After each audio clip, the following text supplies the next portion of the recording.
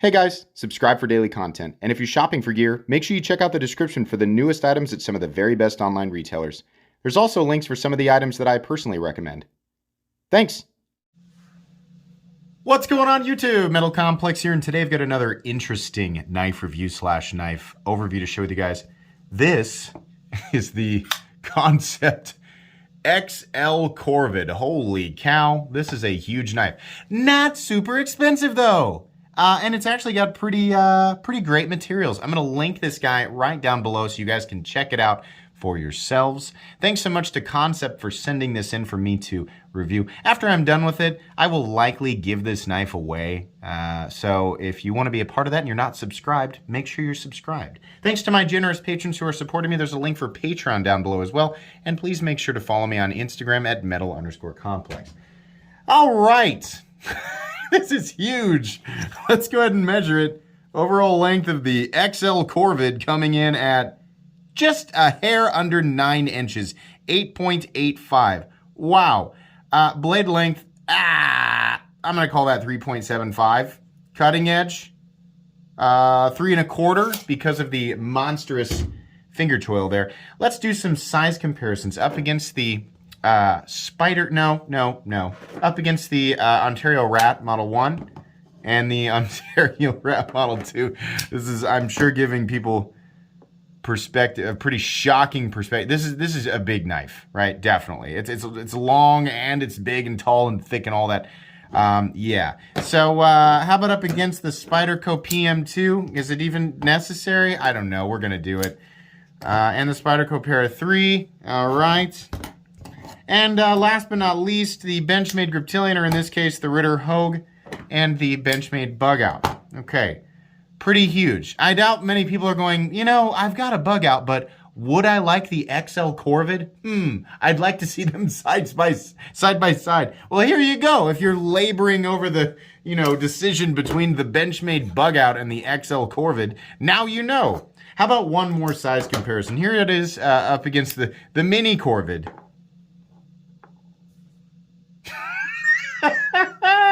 What? Oh, this is the best. I think this is also available. This video, or this knife, will also get its own review. Let's go ahead and do carry profile. Up against the Spyderco Para 3, I mean, it's thick. Perhaps a little, not quite as thick as you might have expected it to be, but it's definitely thick. And then how about this way? Length and height up against the PM2 and Para 3. Yeah. This is going to be what I refer to as an adaptation process for many people. This knife will not be sharing anything, any space in your pocket if you are, you know, determined to carry this guy, unironically.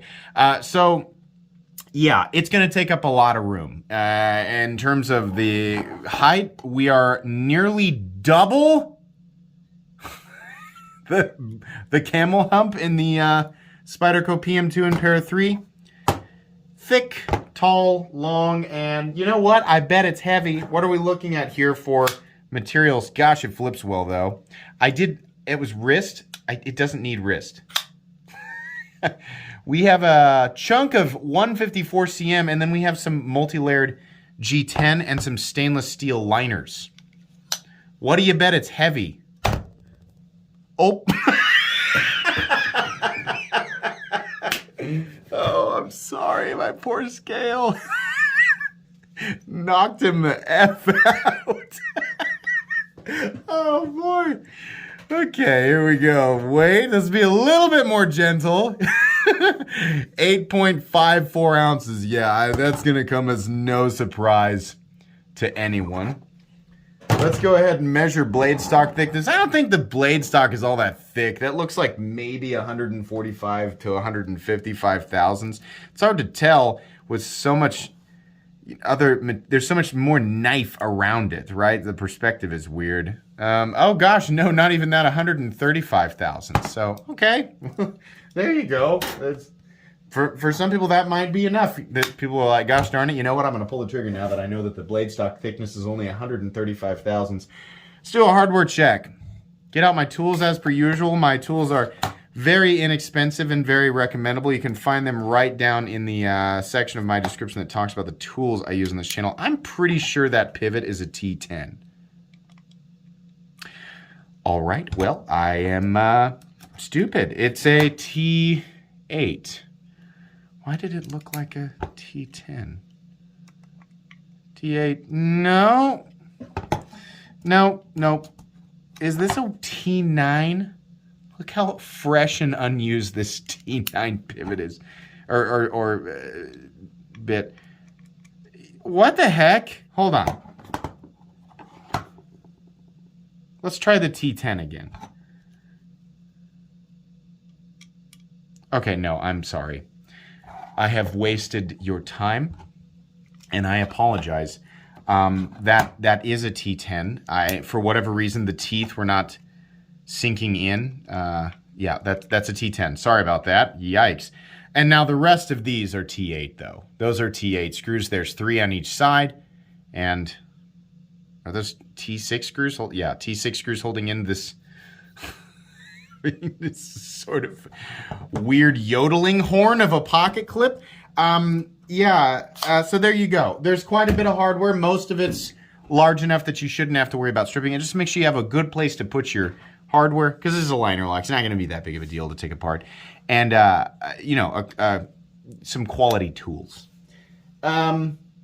Is that everything? I believe it is. Okay, so this is obviously a giant flipper meat cleaver sort of knife. And while the giant, crazy, insane cleaver thing I thought had kind of come and gone, every now and then I see one and I go, that's actually funny and interesting enough that I kind of want it, right? So, at least for me anyways, this actually is interesting enough, where it's kind of appealing. But is it advantageous in any common situation over a more normal sized knife, right? Let's use the Para 3 and the Rat 2. No, not really. And what's funny is knives like the Benchmade, the Ritter Hogue here have more cutting edge. And honestly, the Bug Out has the exact same cutting edge, right? So, if you do some light choppy, no, I don't really know. Ergonomically, it's like holding a big, slightly uncomfortable rectangle, but you definitely have a hold of it. You can choke up for detail work with, detail work if you're, you can. It's got plenty of access to the liner lock. I'm a little hesitant with the flipper. You can see that I slip off this thing. I have multiple times. So you get it just right, you're fine. It does have a heavy detent. The blade is absolutely going to rock it out after you flip it. And it is falling shut, mostly because the blade is freaking huge, right? The blade itself has to weigh, I would say, close to half the weight of the knife, right? Balance is pretty good, though. Where's the balance, right? It's right behind the pivot. So there you go. Plenty balanced for, whatever people measure that for. The clip is going to dig into your hand a little bit. This is one of those blades where, to me, it's more of a conversation piece than anything else. And that's okay. If that's why you buy knives, like I have tons of conversation pieces that are not super useful day to day, right? You don't have to lie to yourself. You don't have to make up some specific scenario where this is an item of, tactical advantage. Maybe it's kind of foggy. There's no way to prove it, right? You could just say, I carry it because I kind of think it looks cool. And you know what? I wouldn't blame you. But there's no, there's a tip, but not really. The blade is needlessly tall. And it's, it'll slice, definitely. I mean, if you want to know, the edge, a lot of people look at knives like that, and they're like, yeah, it's cool, but, here's the thing. I'm going to jump in. It's times like these where it's real good that there's people like me in the comments section to inform everybody. You see, What's going on here is, yeah, it's a really interesting profile in geometry, but unfortunately, geometries like that are going to have a hard time. Oh, never mind. It turns out it actually can't slice, so I'll just stop typing my paragraph. Yeah, they definitely, it'll still easily slice, and that's because it has an enormous amount of room to drop down into what is the cutting edge. Now, but the thing is here, it actually is still pretty thick, right? It's not a laser beam, right? I mean, I'm sorry, it's not a an axe wedge, but it's also not a laser beam, definitely. But it gets thin enough to slice. It'll do that. Like if you really want this to be, an EDC knife, it'll do that. It's just gonna be, the inconvenience is gonna be lugging around a meat cleaver shaped boat anchor in your pocket, right? Hope you have a strong belt. That's, some people, if you're used to carrying monster knives, then maybe it's no big deal for you. But if you're gonna transition from something like, something like this, all three of these are full-size knives, right? And a lot of people will say, there are plenty of people out there who say the Ritter Hogue, full-size Ritter Hogue, the full-size Rat, and the PM2, they're just a little bit too big for me.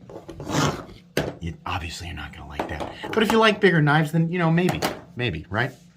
After a while, disengaging that liner lock, while, there's no double clutch and it's, plenty easy to flip, after a while, the pressure on that liner lock is going to get to you, and the top corner of it could have been knocked down just a little bit more, just given like how much tension there is on it after a while. And this is one of those where usually I say liner locks, no big deal for lefties because, this is a right-handed liner lock, and it's also, there's no option for left-handed people to carry it. So for lefties, ouch, yeah, because of the height and the angle and everything right there, it's actually pretty uncomfortable to disengage if you're a lefty. You're locked in. If you use the choke up position, it's not bad here. If I was going to cut with this thing, that's probably how I'd hold it, because holding it back here is not optimal unless I guess I'm going to do some chopping, right? A lot of people want to know, how about for food prep, right? It looks like a giant folding kitchen knife. If the thing that you're chopping, which is probably bones, is at the edge of the table and you can clear it with the flipper tab, then yeah, sure. But where this thing comes down, like where the blade first touches, if you're going to lay it flat, it doesn't actually touch until about right in the middle. And, ideally a knife that's going to be good for food prep is going to connect right back here by the sharpening choil initially. So that you can do those rocking cuts or those, whatever the fancy chef people do, right? Well, it just looks like a blur, and all of a sudden you have a pile of perfectly chopped carrots. It's not going to work.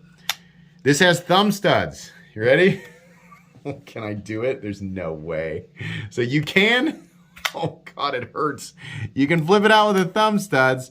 I don't know why. I have no idea why it needed thumb studs, but they're there. And I'm not, I'm not going to wreck my finger. I'm not going to try to do the reverse flick. It's just not going to be fun. 154 cm. Still one of my favorite blade steels of all time. And this sort of black, I don't know if it's actually a beneficial coating or not. It's probably, if it is, it might be similar to Cerakote. My guess is it's not even as tough as that, but who knows? Maybe it is. Fortunately, 154 cm is stainless, so you'd probably be okay.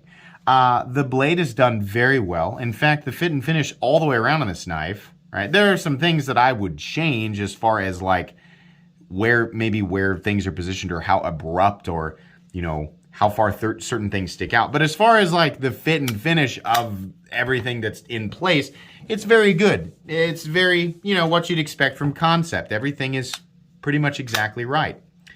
I like the black and green. This is cool. This does come in a few different configurations, so you can pick, right, if you want like a, just like a satin blade or a tumbled blade and sort of a brown micarta. I think they have that at least, maybe one or two other options, maybe 6 other options. I honestly don't know. I just know that there are other options. Peel ply texturing right here, and then this green is sitting on top of black, and then they've sort of shadow boxed the green G10 with the black G10 that's attached to it. It's kind of a nice touch. There are standoffs back here, and you can see these are full steel liners that are, they actually are milled out. That's good. It's got it all the way down to 8.5 ounces there. Few standoffs back here. There's a lanyard hole for if you're going to put a lanyard on this. And then we have this insane pocket clip. It's like the entire design is crazy. So the clip is crazy. It's just not in the same, it's not part of the same theme. It looks like a pocket clip that doesn't belong on this knife. But it is, you know, it'll work. It's pretty easy to get, you know, over the pocket seam, and it carries extremely deep. So truthfully, I don't think, yeah, if you've got all the way down, you're actually hiding it because of the angle of this area right here. All right, so that's kind of cool. Lockup, completely and totally solid. We have an internal, let's see if I can see it. We have an internal stop pin. There it is right there. Can you see the bar? Following some channels cut on either side of the liners. No up and down play, no side to side play, no lock stick, no pivot lash. It will absolutely fall shut into place, by the way. And I have not put any lubricant on this pivot or on the detent ball or anything. Nice clicky detent with surprisingly also no detent lash. And then we have a perfectly centered blade. How much is this guy? It's 78 bucks. Look, obviously this knife isn't for everybody.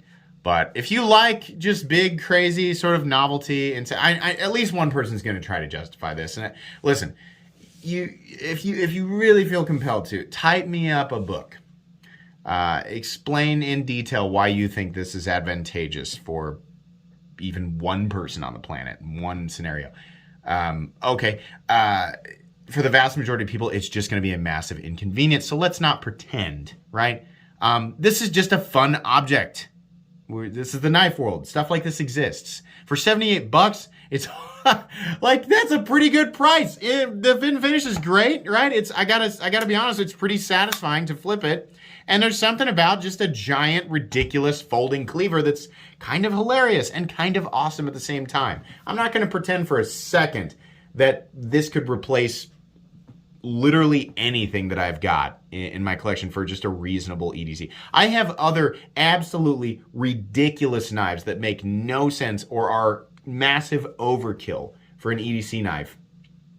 But they look so logical in the shadow of this thing. This is ridiculous. But it's also hilarious that they did it. I kind of like it. So, not a knife I'm going to recommend to people. But geez, it's almost a budget knife. 78 bucks. If you like this, if you like how this looks and you like big, crazy, overbuilt knives, spend the money. You're going to like it. If you're looking for a reasonable day-to-day carry, no. Right? Most people, this just isn't going to work for most people. But it is cool, and it makes me laugh. I did enjoy this. This is a weird one, right? I don't have a whole lot. I have a lot negative to say, but then again, I don't have a whole lot negative to say. It's one of those times that just makes me smile, right? And there's nothing wrong with that. So if you like it, pick it up. There'll be links right down in the description to make it easy on you, because I'm a nice guy. But also it helps the channel when you use my links. So anyways, thanks again to Kansept for sending this in for me to take a look at. If you enjoyed this, oh yeah, and follow me on Instagram at metal_complex.